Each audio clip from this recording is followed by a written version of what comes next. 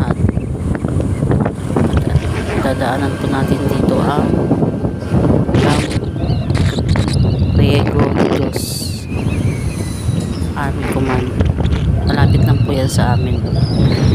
Dadaan mo tayo dito sa process, mga ilang minuto. Dadaanan natin ng kampo.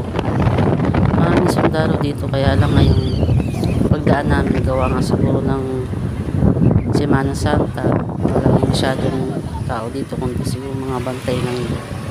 Makikita nyo po na napakalawak ng kampo. Kanilang training camp talaga naman sobrang lawak. May mga time na napakaraming sundalo dyan nag-train.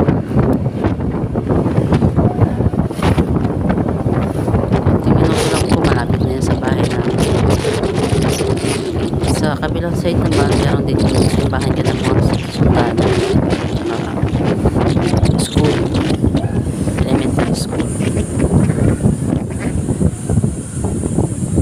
Makikita nyo naman gaano kalawak yung kampo na yan. Napakahaba, napakalawak.